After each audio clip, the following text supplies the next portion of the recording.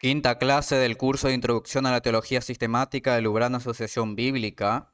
En la clase anterior presentamos la Trinidad mediante la regla de 5, es decir, dimos una panorámica general de la Trinidad y ahora nos corresponde estudiar a cada persona divina, comenzando por el Padre.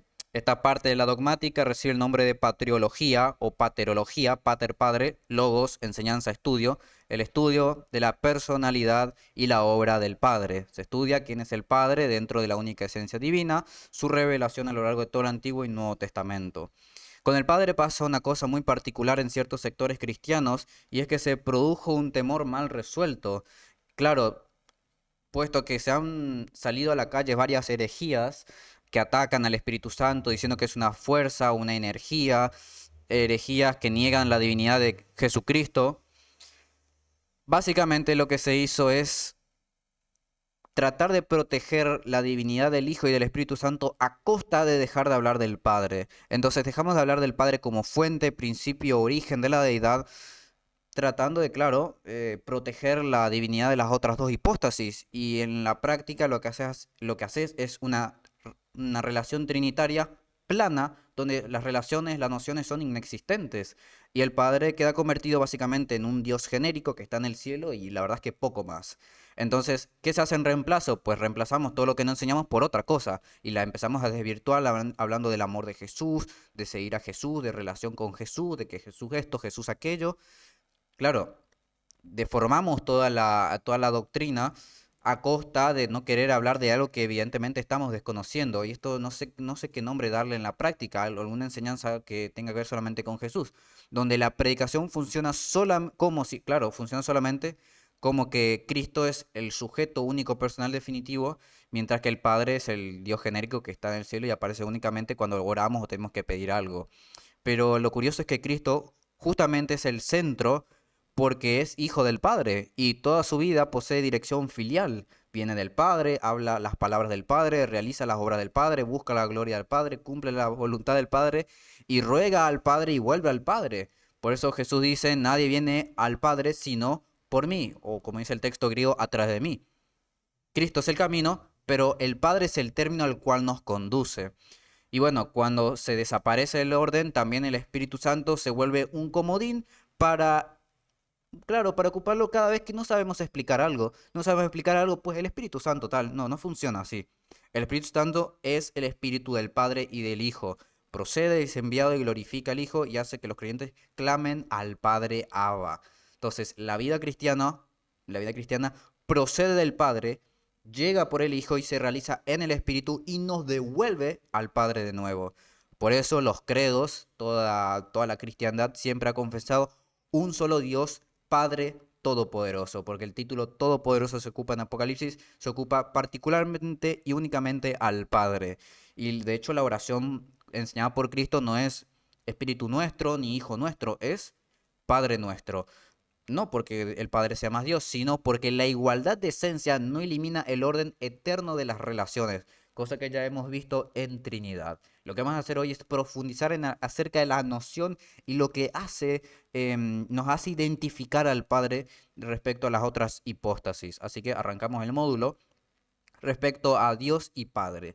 Bien, para estudiar al Padre primero tenemos que distinguir cuándo se ocupa el nombre esencial y cuándo es el nombre personal porque muchas veces se intercalan. Por ejemplo, la palabra Dios, puede designar bien sea la única esencia divina, es decir, que el Padre es Dios, el Hijo es Dios y el Espíritu es Dios, pero en muchos pasajes cuando no tiene un artículo definido, es decir, no se dice el Dios verdadero, el Dios de justicia, el Dios de tal, se ocupa especialmente para designar al Padre. De hecho, Pablo saluda diciendo con gracia y paz de Dios nuestro Padre y del Señor Jesucristo. Ahí vemos que se dice Dios nuestro Padre. Se ocupa este título para el Padre.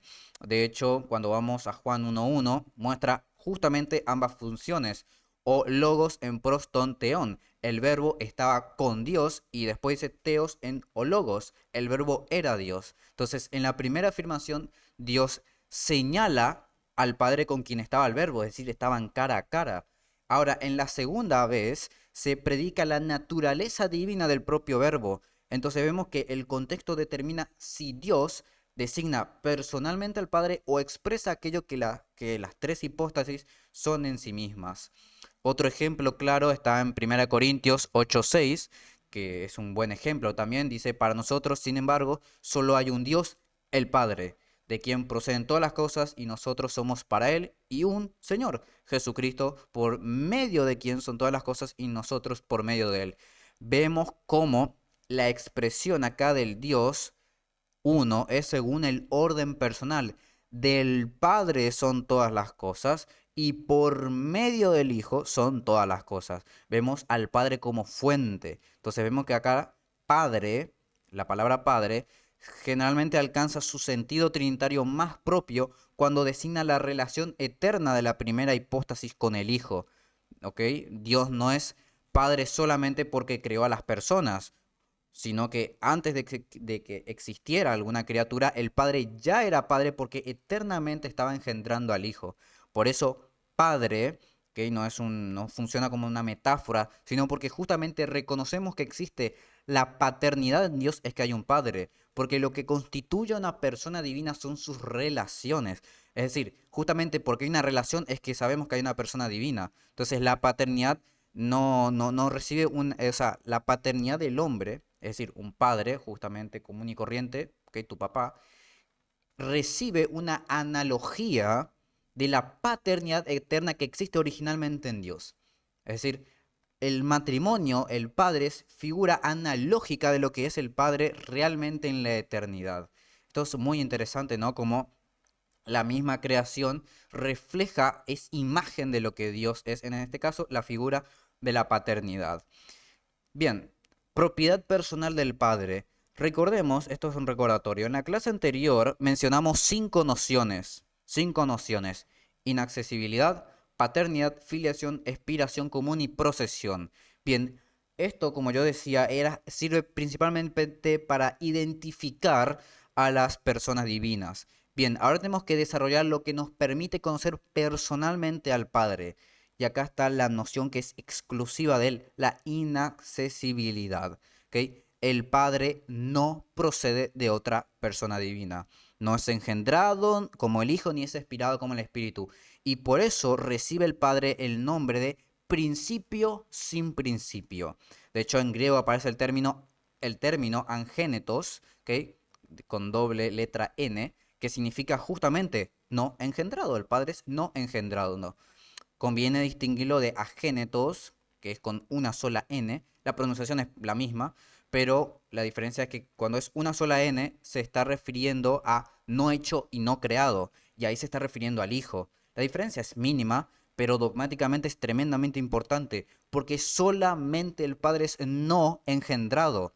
El Hijo y el Espíritu son igualmente no creados. Entonces, el término que se ocupa con doble N es única exclusivamente para el Padre, y cuando se ocupa con una sola N es para el Hijo y para el Espíritu Santo. Esto obviamente generó enormes dificultades en la patrística, porque Eunomio convirtió la condición de no engendrado, que es exclusiva del Padre, en la esencia misma de Dios, y claro, con esta excusa logró excluir tanto al Hijo como al Espíritu Santo de su divinidad. Por su parte, la Iglesia ortodoxa, Gregorio Nacianceno, uno de los tan conocidos padres capadocios, respondió a esto diciendo que la inaccesibilidad no define la esencia, sino que identifica una propiedad personal. Entonces, el Padre no es Dios por ser engendrado, sino que es engendrado sí, engendrado por ser padre. Justamente la condición de padre es que le da esta noción personal, mientras es Dios por la misma esencia que también posee el Hijo y el Espíritu. Entonces, la inaccesibilidad es una noción exclusiva pero negativa, porque dice que el Padre no es de otro. Su propiedad constitutiva es la paternidad. Es decir, el Padre es Padre porque engendra eternamente el Hijo. Si no tuviese Hijo, no habría tampoco Padre. Entonces, la paternidad es una relación real y eterna de origen. No aparece después de que el padre en algún momento se levantó por la mañana y dijo, che, hoy quiero tener un hijo. No, es relación eterna de origen. Nunca existió un padre sin un hijo, porque nunca existió Dios tampoco sin su verbo. El padre nunca fue, digamos, por así decirlo, una divinidad que estaba solita y de repente dijo, che, ya no quiero estar solo, entonces hizo un hijo, hizo un espíritu y después hizo la creación. No, Dios es comunión de personas eternas. Entonces, su subsistencia personal es paternidad eterna, porque comunica sin división la única esencia divina. ¿A quién? La comunica al Hijo. De hecho, Santo Tomás de Aquino explica que la inaccesibilidad expresa que el Padre no es de nadie, mientras que la paternidad expresa positivamente que el Hijo es de él. ¿Ok?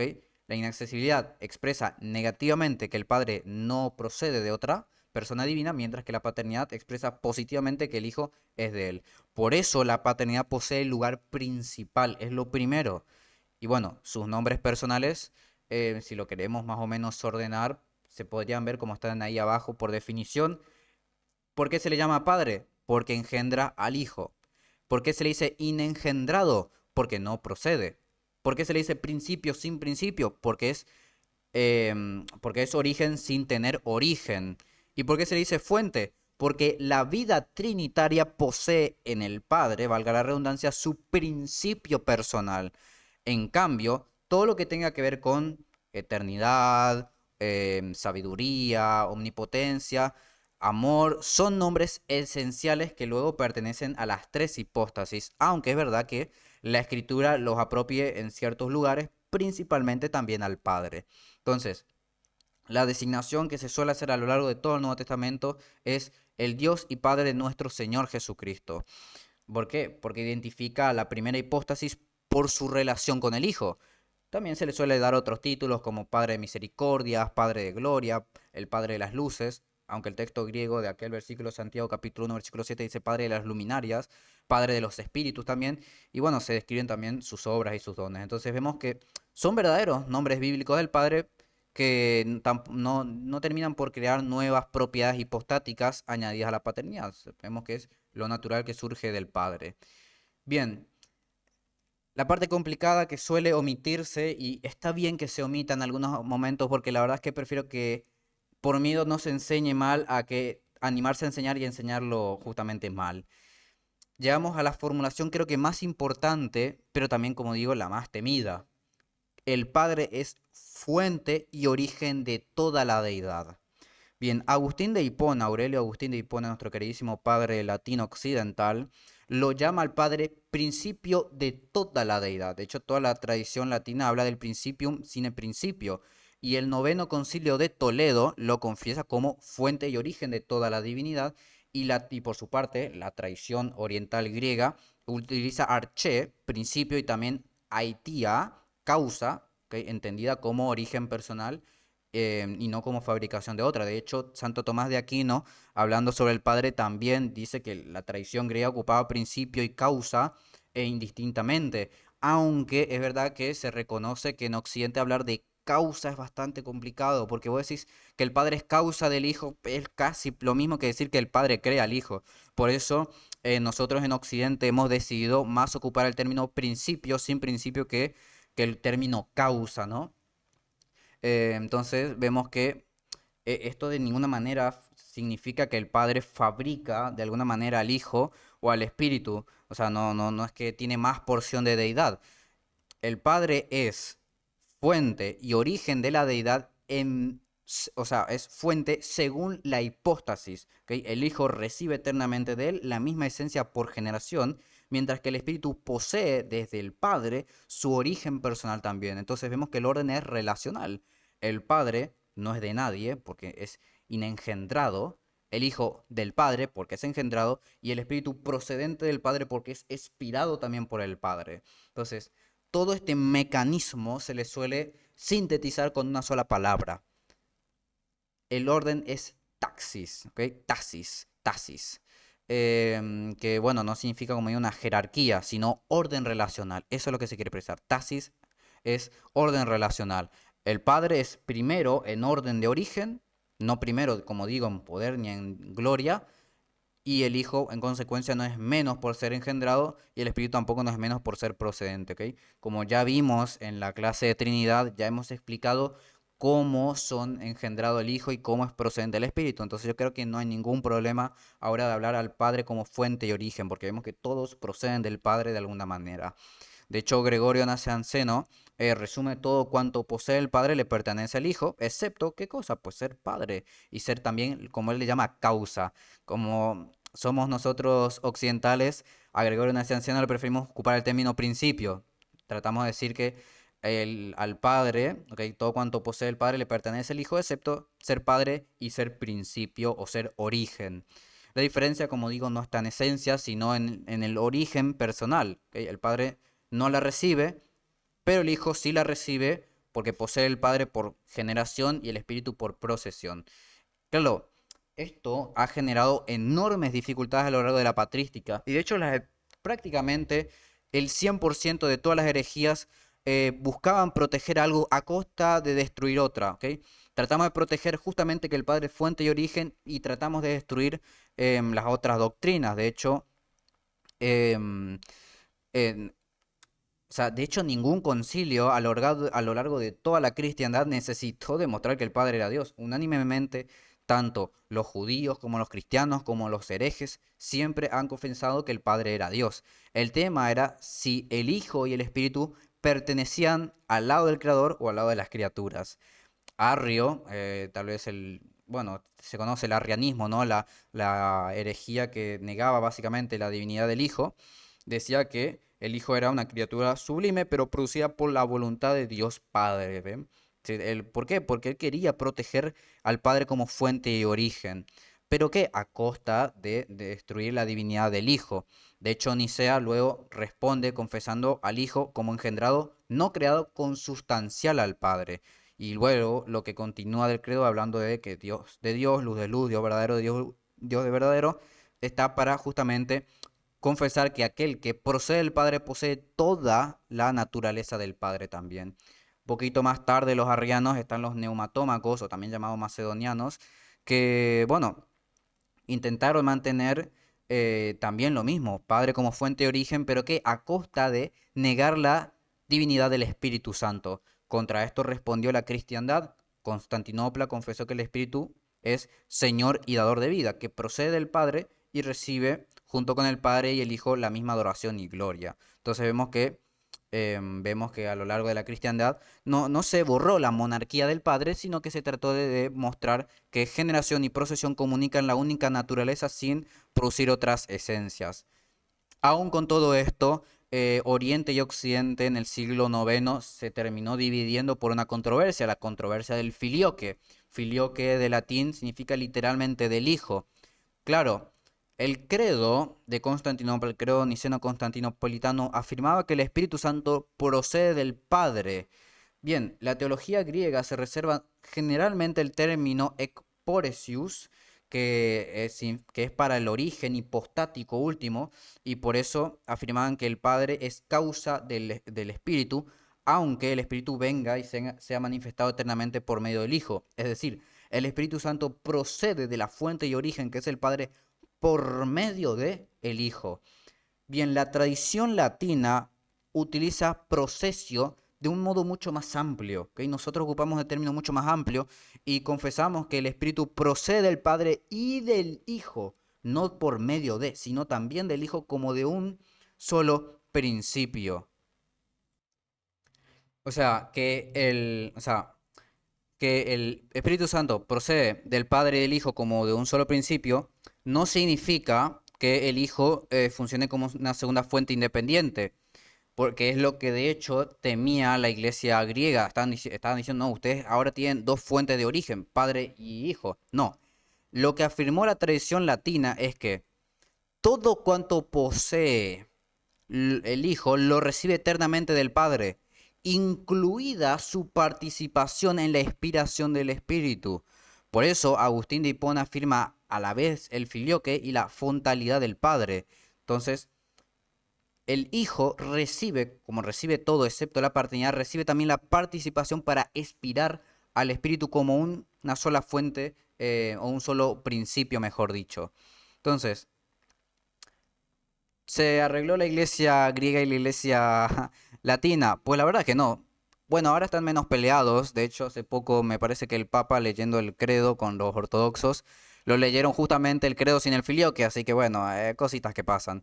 Pero bueno, el punto es que todos indistintamente trataron de proteger que el Padre es fuente y origen de la deidad, aunque, bueno, hay diferencias, pues bueno, por cómo se expresa esto. Bien, vamos con la propiedad personal y apropiación. Ahora tenemos que distinguir entre aquello que pertenece exclusiva y únicamente al Padre y aquello que se le atribuye por apropiación. La paternidad, la inaccesibilidad, la generación activa pertenecen única y personalmente al Padre. Nunca nadie me venga acá a decir que el Espíritu Santo es quien engendra al Hijo, alguna barbaridad, así que yo ya la he escuchado alguna que otra vez de personas que no han tenido ni siquiera el más mínimo catecumenado sobre Trinidad o sobre algo de todo esto. Eso les pertenece única y exclusivamente al Padre. El Padre es quien engendra al Hijo eternamente y el Espíritu Santo es procedente del Padre. ¿Ok? Comunicar esas propiedades, ¿ok? De manera mal destruiría toda la distinción entre las hipóstasis realmente. Prácticamente es un modalismo. Ahora, todos los asuntos de crear, de conservar, de gobernar, juzgar, dar gracia, todas esas cosas pertenecen a la única esencia de Dios. Esas son las operaciones, como se le dice, ad extra. Y las obras externas de la Trinidad justamente son indivisas. Los asuntos de salvar, de resucitar, le pertenecen a toda la Trinidad, ¿ok? Porque son las acciones que salen fuera de Dios. Ahora, las acciones que son ad intra, sí, ahí hay que empezar a distinguir quién es quién. Uno me va a decir, bueno, Enzo, acá tengo el credo enfrente. Dice, creo en un solo Dios, Padre Todopoderoso, Creador del cielo y de la tierra, de todo lo visible y lo invisible. Creo en un solo Señor, Jesucristo, único, ta, ta, ta, ta, ta. ¿Por qué el credo llama al Padre Creador del cielo y de la tierra? O, por ejemplo, ¿por qué la Escritura habla del amor del Padre y del reino del Padre como si fuese suyo únicamente? No, no es de toda la deidad. Bien, ahí es cuando hablamos de otro término, apropiación, que se le atribuye especialmente a una persona una obra común por su afinidad con el orden personal, ¿ok? No significa luego una exclusividad, ¿ok? No es que en la creación únicamente el Padre creó, no, sino que por orden personal, como el Padre es fuente y origen, la creación se le atribuye al Padre. Entonces, se le apropia al Padre justamente por ser principio. La sabiduría al Hijo se le atribuye porque es el Verbo y la santificación y el don se le atribuye al Espíritu Santo porque procede como amor y don. De hecho, Gregorio de Niza explica que la operación divina viene del Padre, pero avanza por el Hijo y se completa en el Espíritu Santo, que no son tres acciones distintas, sino una sola acción trinitaria pero ordenadas por su relación de origen, del Padre, por el Hijo, en el Espíritu Santo. De ahí que se le pueden atribuir muchas cosas al Padre. De hecho, la creación se le atribuye al Padre. No puse acá el versículo aquel de Mateo que Jesús le dice, Padre creador del cielo y de la tierra, pero puse otro versículo también que sirve, que es Primera de Corintios 8:6, que dice, para nosotros, sin embargo, solo hay un Dios, el Padre, del cual proceden todas las cosas y nosotros somos para Él. ¿Eh? Dice que todas las cosas son de quién? Del Padre y por medio de Jesucristo. De hecho, también Juan afirma que nada llegó a existir sin el Verbo. Y Génesis presenta al Espíritu sobre las aguas. Vemos que el Padre crea mediante su palabra personal y en su Espíritu. ¿Ok? De hecho, Ireneo de León, uno de los padres de la iglesia de los primeros siglos, podía llamar al Hijo y al Espíritu las dos manos del Padre para expresar esa única obra. ¿Ok? No, no es lo que no quería decir a lo mejor que son instrumentos menores, pero sí habla que, por ejemplo, el Hijo es una mano y el Espíritu es la otra mano del Padre, pero obviamente no tratando de decir que son herramientas, sino para expresar que es una única obra ad extra. También la gracia se le atribuye al Padre, ¿ok? Es verdad que la gracia como acción de redención le pertenece indistintamente a toda la deidad, pero la gracia no comienza con un hijo que un día, pues bueno, le trató de convencer al Padre de la redención. De hecho, justamente todo Efesios 1 presenta al Padre.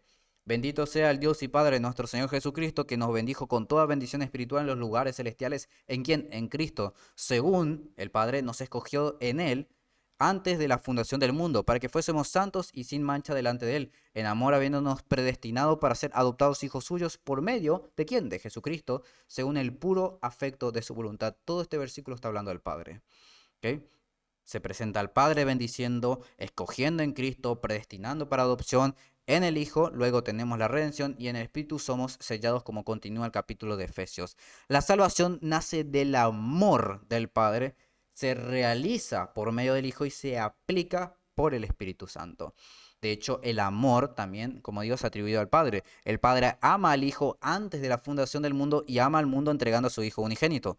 Romanos 8:32 dice que no escatimó ni a su propio Hijo. Y de hecho, 1 Juan 4:10 define el amor por el envío del Hijo como propiciación. De hecho, aquel versículo también de versículo 1 del capítulo 3 de primera carta de Juan dice, mira cuál amor nos ha dado el Padre para que fuésemos llamados hijos de Dios, por esto el mundo no nos conoce porque no le ha conocido a Él. Ahí, mira cuál grande el amor que nos ha dado el Padre. Ahí hay una combinación en el texto griego que no aparece en ningún otro lado en todo el Nuevo Testamento. Es un hapax legomenon. El texto griego estaría diciendo más o menos así. Miren de qué altura, de qué dimensión, de qué región tan alta nos ha amado el Padre para que fuésemos llamados hijos de Dios. Entonces vemos que el Padre no es solamente el destinatario de la satisfacción de la cruz, es fuente amorosa de la cruz. El Hijo se entrega libremente y el Espíritu derrama ese amor en nuestros corazones, como dice también Romanos capítulo 5, versículo 5. Otra cosita también que se le suele atribuir es el reino. Ahora vamos a ver un poquito más adelante. Cristo de hecho enseña a pedir, venga tu reino, hablándole al Padre.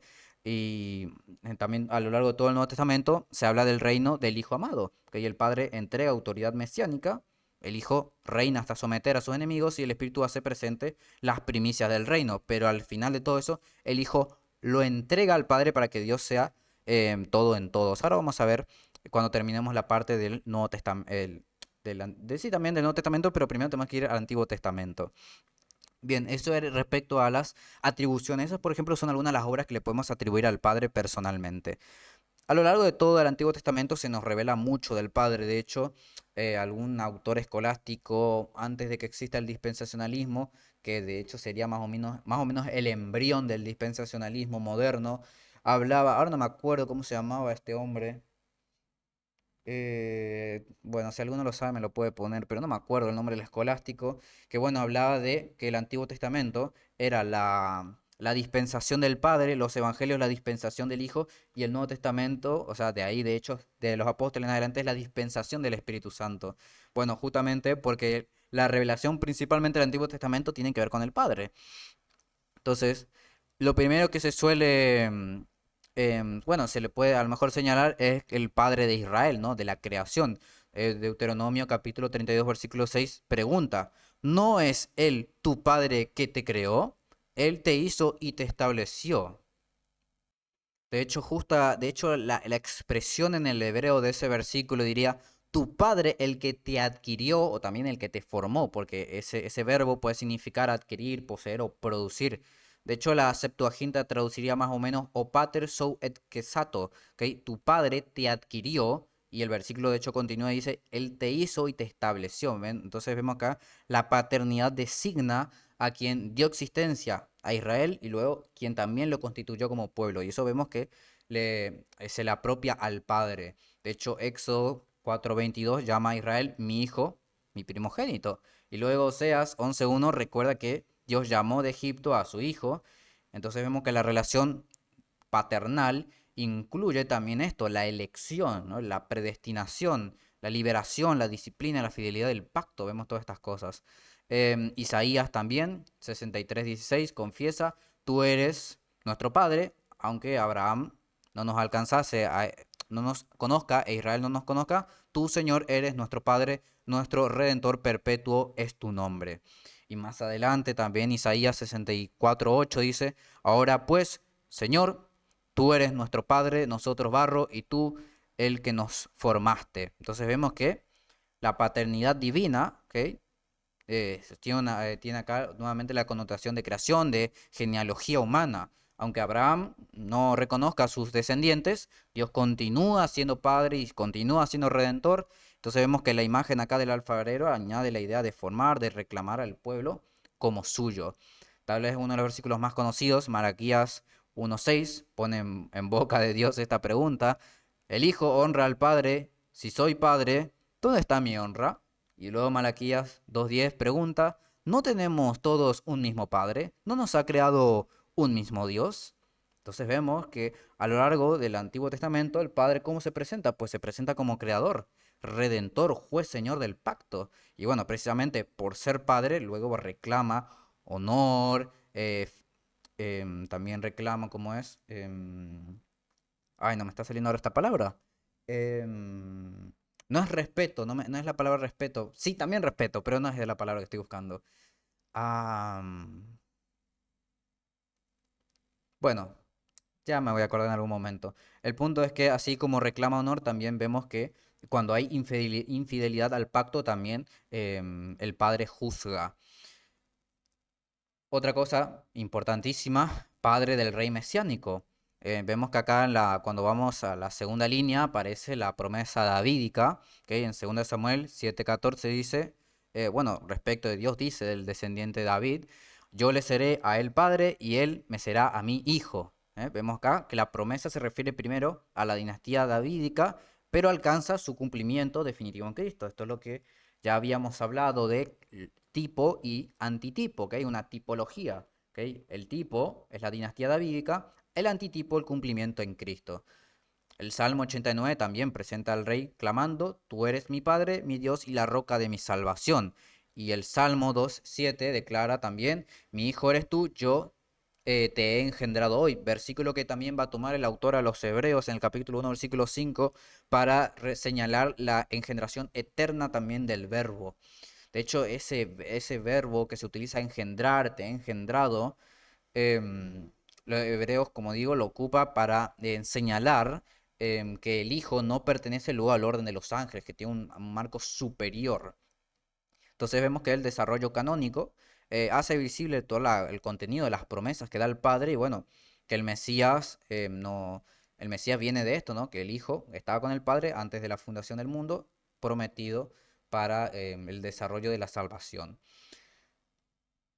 Bueno, otra cosa también que podemos señalar, la visión, el presente del Padre, ¿ok? Mediante el Verbo y el Espíritu, porque a lo largo el Padre, a lo largo de todo el Antiguo Testamento, se presenta, y diferentes visiones. Se habla, por ejemplo, de ver a Dios cara a cara, de ver las espaldas de Dios, pero vemos que hay una dificultad, y es que Juan 1:18 afirma que nadie ha visto jamás a Dios y que el Hijo unigénito que está en el seno del Padre le ha dado a conocer. Y más explícitamente, Juan 6:46 dice: no que alguno haya visto al Padre, sino que aquel que vino de Dios, éste ha visto al Padre. Entonces uno se pregunta: ¿y qué hacemos con todas las revelaciones del Antiguo Testamento? Bien, ahí es donde se habla de las teofanías, las cristofanías y las teantropofanías, que son la misión revelador del Verbo. De hecho, Ireneo de Lyon afirma que la ley y los profetas anunciaban al Padre mediante el Verbo, cuya manifestación constituye el conocimiento del Padre. Entonces, el Padre está presente en sus obras, pero se hace conocer por su palabra y su espíritu. Entonces, no estábamos viendo al Padre precisamente en el Antiguo Testamento, cuando se presenta como una figura humana. Ahí estamos viendo, mejor dicho, una cristofanía, una teantropofanía, porque es una preencarnación del Verbo, una manifestación de lo que va a ser más adelante la encarnación. De hecho, todo esto impide convertir lo que se le llama el anciano de días de Daniel 7 en una imagen del Padre, porque la visión lo distingue del Hijo del Hombre. Aunque después Apocalipsis 1 aplica al propio Cristo los rasgos que se aparecen en Daniel. Entonces, toda la imagen expresa eternidad y juicio, pero no está siendo una imagen del Padre, que muchas veces tenemos esta imagen de un anciano, cuando en realidad no es así. También lo he escuchado en alguna predicación o algún comentario creyendo que el Yahvé del Antiguo Testamento es un nombre propio del Padre, que dicen Yahvé del Antiguo Testamento, el Padre. Eso no es así, porque de hecho Romanos 10 aplica a Jesús el llamado a invocar al Señor de Joel 2, y Hechos 28 lo atribuye al Espíritu, y todo eso, cuando se pronuncia el Yahvé en Isaías 6, cuando vos pasás de la Septuaginta, al Kyrios, al Kyrios del texto griego del Nuevo Testamento es indistinto y se ocupa el Yahvé para el Hijo y también Yahvé para el Espíritu. Entonces, realmente cuando se ocupa Yahvé en el Antiguo Testamento, el contexto va a determinar si es al Padre o al Hijo o al Espíritu. Igualmente, en la clase siguiente de Cristología, vamos a ver un poquito sobre esto también. Así que yo creo que una fotografía rápida, resumida del Padre en su revelación del Antiguo Testamento está en esto que estamos presentando. En el Nuevo Testamento tenemos mucho más para decir, porque es donde aclara, donde se alcanza la mayor claridad, porque el Hijo encarnado habla desde su relación eterna con el Padre. Entonces el Padre se da a conocer principalmente porque lo revela el Hijo. Uno de los pasajes más conocidos es tanto el bautismo como la transfiguración. En el bautismo está el Hijo en el Jordán, el Espíritu desciende y el Padre declara desde el cielo, este es mi Hijo amado. Entonces vemos cómo se manifiesta al Hijo enviado. Luego en la transfiguración vuelve a oírse, este es mi Hijo amado, a él oíd. Entonces vemos que el Padre glorifica al Hijo y el Hijo conduce al Padre. Uno de los pasajes más contundentes en cuanto a la Trinidad que se encuentra en los Evangelios es respecto a que el Padre conoce y es conocido por el Hijo, en Mateo 11:27. Nadie conoce al Hijo sino al Padre, ni al Padre conoce a alguno sino el Hijo y aquel a quien el Hijo lo quiera revelar. Vemos que el conocimiento acá es recíproco y exclusivo, de hecho. Ninguna criatura comprende exhaustivamente al Hijo, excepto el Padre sí. Y nadie alcanza por sí mismo al Padre, sino el Hijo que lo conoce y éste lo da a conocer, lo revela. Entonces vemos que la teología del Padre tiene que ser cristológica, pero tampoco, digamos, únicamente de Cristo, ¿ok? Quitando al Padre. No llegamos al Padre evitando al Hijo, ni tampoco nos detenemos en un Hijo separado del Padre, van conjuntos, ¿no?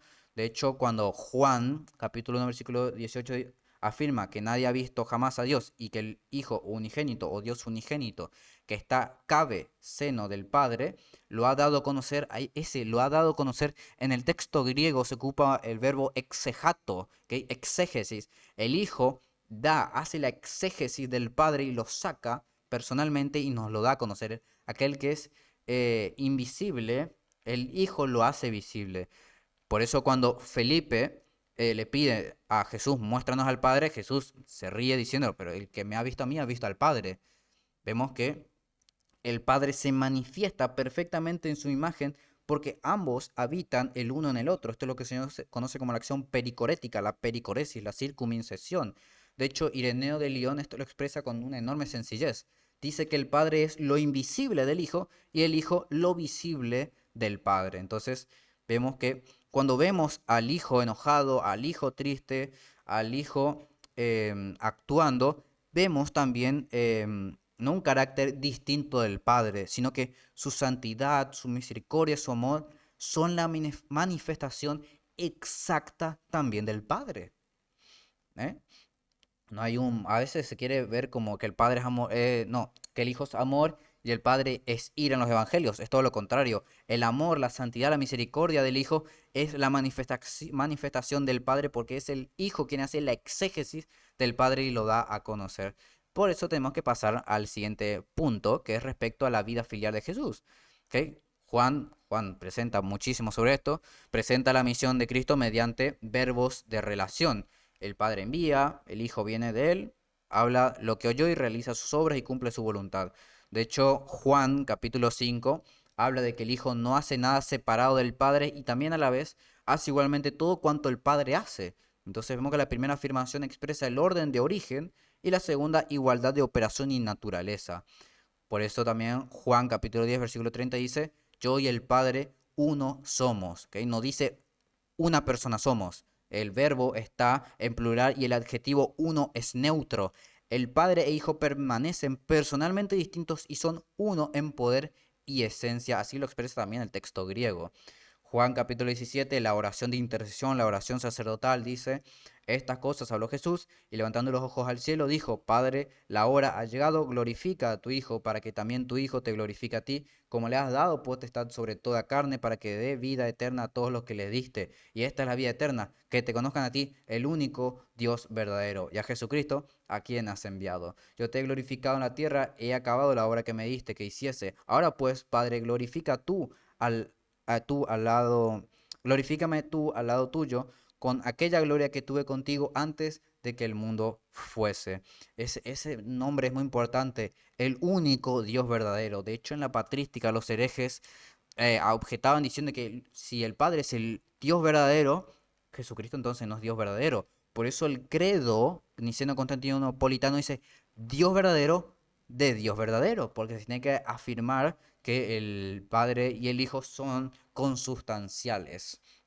Entonces vemos que habla, el versículo, el capítulo completo es muy bueno. El capítulo de 17 de Juan habla de la gloria que el Hijo tenía junto al Padre y del amor con que era amado antes de la fundación del mundo. Entonces el Padre no es que en algún momento, como se dice, estuvo solo o comenzó a crear, sino que desde esa comunión eterna introduce por gracia a todos nosotros en su vida, ¿no? Por eso Pedro también nos puede decir participantes de la naturaleza divina.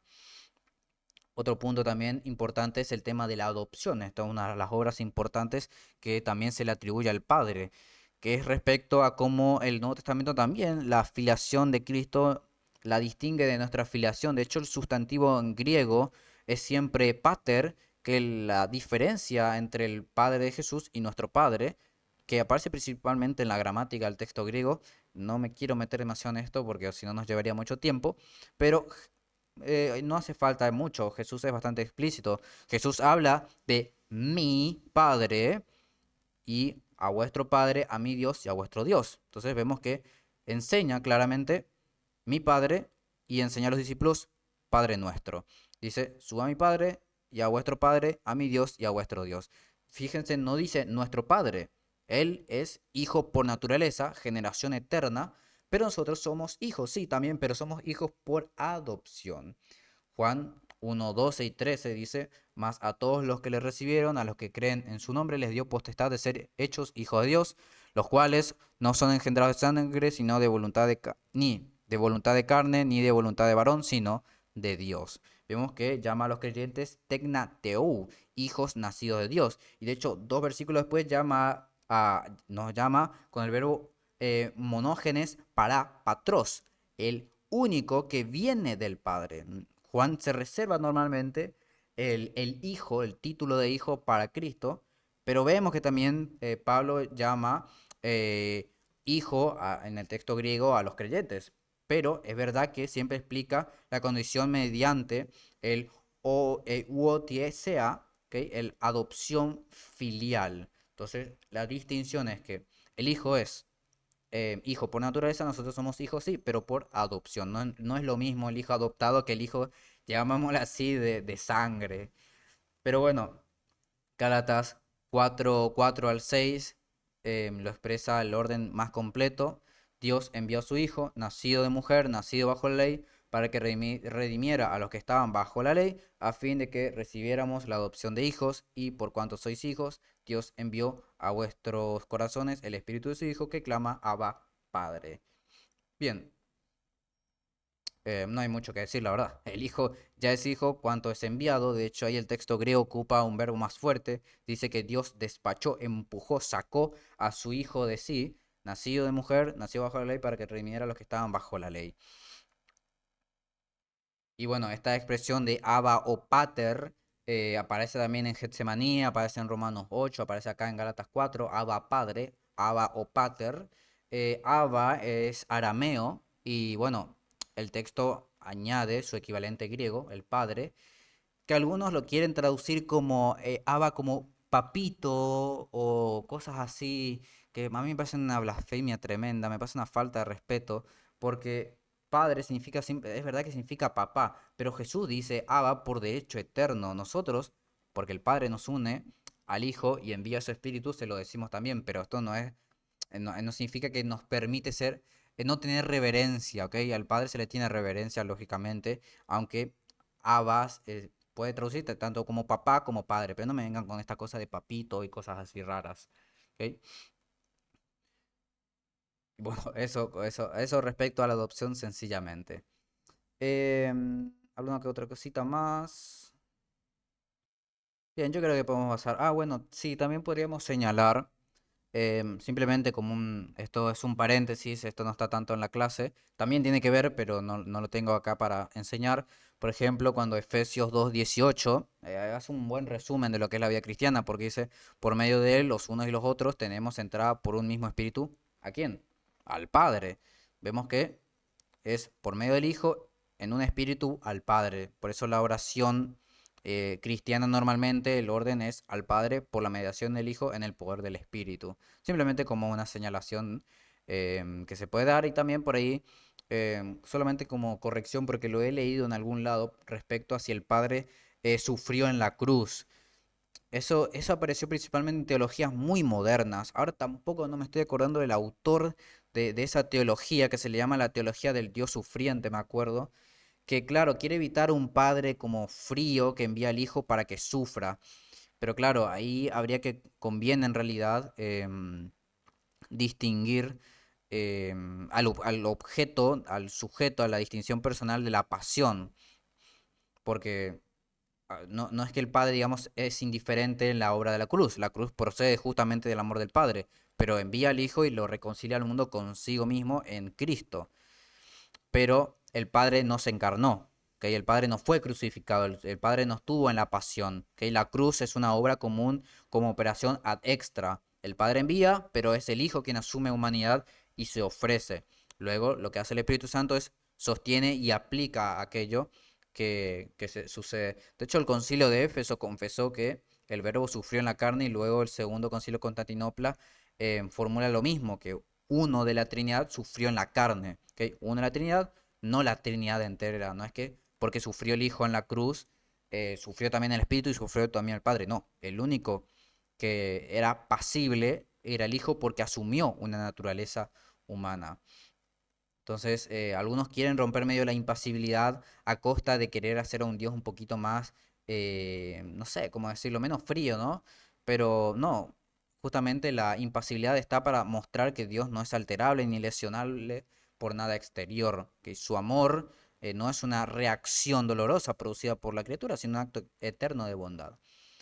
Bien, solamente eso era como un paréntesis. Ahora a lo último que tenemos, que es respecto al Padre y el reino. Primera Corintios capítulo 15, versículo 24 al 28, dice, luego, el fin, cuando entregue el reino al Dios y Padre, cuando haya suprimido todo dominio, toda autoridad y potencia, porque preciso es que Él reine hasta que haya puesto a todos sus enemigos debajo de sus pies. Esto lo dice respecto del Hijo y posterior enemigo que será destruido en la muerte, porque todas las cosas las sujetó debajo de sus pies, y cuando dice que todas las cosas han sido sujetadas a él, claramente se exceptúa aquel que sujetó a él todas las cosas, pero luego que todas las cosas le estén sujetas, entonces también el Hijo mismo se sujetará al que le sujetó a él todas las cosas para que Dios sea todo en todos. Bien, vemos que acá se presenta digamos, la conclusión, el final de la obra mesiánica. Cristo destruye a sus enemigos y entrega el reino a Dios Padre para que Dios sea todo en todos. No es que el Hijo pierde algo ni deja de reinar, ¿ok? Su reino mediatorial alcanza su fin, deja de ser mediador. Vence ahora como nuevo Adán y presenta al Padre una humanidad reconciliada en él. De hecho, Apocalipsis presenta el trono de Dios y del Cordero, ¿ok? El Hijo entrega el reino y comparte eternamente el único trono divino. Esto nos lleva a una pregunta. ¿Veremos al Padre? Bien, si con eso pensamos que vamos a ver dos tronos distintos, estamos totalmente equivocados. Al Padre no lo vamos a ver. ¿Por qué? Porque el Padre es espíritu, el Padre no se encarnó. El único que posee un cuerpo formal, corporal, para que puedas decir, acá lo estoy viendo, es el Verbo encarnado. La gloria del Padre lo vemos por medio de su Verbo. ¿Ok? Juan afirma que nadie ha visto al Padre excepto el Hijo. Y Pablo habla del Dios invisible en luz inaccesible. Pero el Hijo es su imagen y resplandor de su gloria. Entonces, La Escritura promete que los limpios de corazón verán a Dios, verán su gloria, pero exactamente qué vamos a ver, eso no lo sabemos. ¿Ok? Toda la visión es trinitaria y cristológica. De hecho, 2 Corintios 4:6 sitúa la gloria de Dios en el rostro de Jesucristo, y Apocalipsis 21 también dice que la gloria divina ilumina la ciudad y el Cordero es su lámpara. Entonces contemplamos al Padre. ¿En quién? En el Hijo crucificado, pero no vamos a ver dos personas distintas. De hecho, Apocalipsis 22 habla del trono de Dios y del Cordero, que ocupa estas figuras singulares eh, para hacernos la distinción, ¿no? ¿Ok? Une la distinción extra entre el Dios y el Cordero con la unidad del gobierno, ¿ok? Y bueno, a todo esto se le suele llamar la visión beatífica. Tomás de Aquino la estuvimos viendo, lo último que vimos de la cuestión, creo que es la cuestión 12, si no mal recuerdo, sobre el conocimiento de Dios. Es literalmente todo un tratado largo sobre la visión beatífica, ¿ok? El conocimiento final de Dios, qué es lo que vamos a ver. Y bueno, es una visión real, pero no corporal, de una esencia espiritual, ni una contemplación del Padre como un individuo separado. No vamos a ver un hombre barbudo y después al Hijo en otro lado, ¿ok? La esencia y la gloria son una. Accedemos al Padre en el Hijo por el Espíritu Santo. Así que bueno, esto se puede decir también respecto del reino que el Hijo, al terminar su obra mediadora, se lo da al Padre y el Padre estará en todos. Uf, bien. Que mucho sabemos del Padre. Bien, les digo, no sabemos nada del Padre.